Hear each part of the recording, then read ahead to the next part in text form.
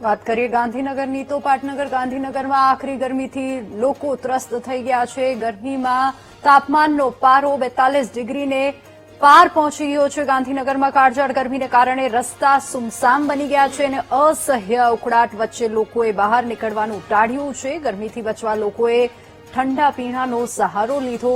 લોકો ઠંડા પીણા શેરડીનો રસ પીતા જોવા મળ્યા। તો આજ મુદ્દે આપણી સાથે સંવાદદાતા મેહુલ લાઈવ જોડાઈ ગયા છે ગાંધીનગરથી। મેહુલ, ગાંધીનગરમાં પણ ગરમીનો પારો ઉંચકાયો છે, તાપમાનનો પારો ઉંચકાયો છે ને લોકો ગરમીથી રાહત મેળવવા માટે ત્યાં શું કરી રહ્યા છે હાલ ગાંધીનગરમાં? બિલકુલ થી વિધિ વાત કરવામાં આવે તો કાળઝાળ ગરમી જોવા મળી રહી છે। 42 ડિગ્રી તાપમાન ભલે દેખાડતું હોય, પરંતુ રસ્તા પર જયારે નીકળીએ છીએ ત્યારે આ ગરમી 44 ડિગ્રી તાપમાન હોય તે પ્રકારનું જે મહેસૂસ થઈ રહ્યું છે લોકોને। અને એટલા માટે જ ગાંધીનગરના રસ્તાઓ આપ જોઈ શકો છો કે ગાંધીનગરની અંદર રસ્તાઓ જે છે તેમાં વાહન વ્યવહાર જે છે તે પણ ઘટી ચૂક્યો છે અને લોકો રસ્તા ઉપર નીકળવાનું ટાળી રહ્યા છે।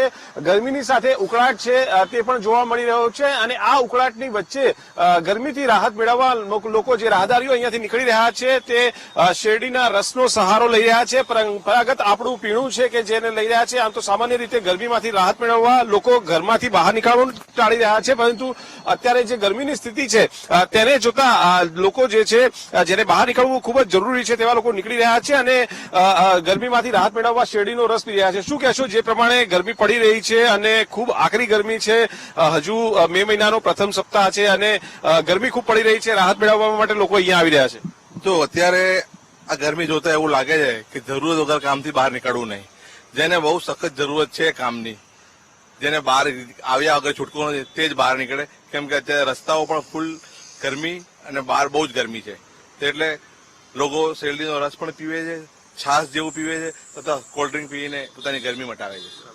શહેરોમાં વાતાવરણ એવું લાગે છે કે જાણે ગરમી જે બતાવે છે વાતાવરણમાં 42 ડિગ્રી, એના કરતા 2-3 ડિગ્રી વધુ જ તાપમાન હોય એવું સ્થિતિ છે। બિલકુલ, ગાંધીનગર કરતા જે શહેરો છે, અમદાવાદ છે, વડોદરા છે કે બીજા જે ઘણા શહેરો છે તેમાં ગાંધીનગર કરતા 2 થી 5 ડિગ્રી વધારે છે। ડિગ્રી 2 થી 5 ડિગ્રી વધારે હોય તેવું અન્ય શહેરોની અંદર થઈ રહ્યું છે। જે રસ્તાઓના દ્રશ્યો હું સીધા આપને બતાવવા માંગીશ કે શું સ્થિતિ અત્યારે ગાંધીનગરની અંદર જોવા મળી રહી છે। વાહન વ્યવહાર જે છે તે બી ઘટ્યો છે અને અવરજવર પણ ઘટી છે। આ ગરમીમાંથી રાહત મેળવવા લોકો શેરડીનો રસ પી રહ્યા છે।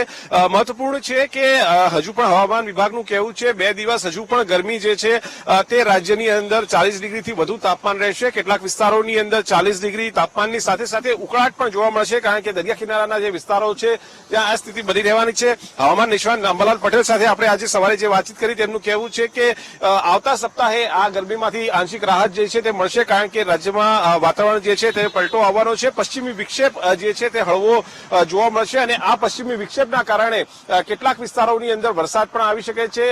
પવનનું જોર જે છે તે પણ વધી શકે છે અને લગભગ 50 થી 60 કિલોમીટરની ઝડપે પવન ફૂંકાઈ શકે છે। આવતા સપ્તાહે વાતાવરણમાં પલટો આવશે અને ત્યારબાદ તબક્કાવાર પ્રી મોન્સૂન એક્ટિવિટી જે છે તે ગુજરાતની અંદર જોવા મળશે। વિનય, પણ ઓન ડ્યુટી છો આપ, પણ ખૂબ ધ્યાન રાખજો। આભાર સમગ્ર માહિતી બદલ। તો ગરમીનો પારો ઉચકાયો છે અને તમામ લોકોને અપીલ છે કે પોતાનું ધ્યાન રાખે।